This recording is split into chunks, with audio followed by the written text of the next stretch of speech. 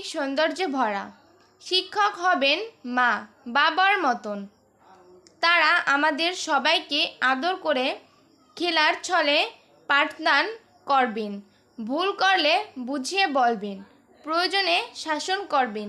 সহপাঠীরা হবে প্রকৃতিক বন্ধু, সবাই সবার বিপদে এগিয়ে আসবে।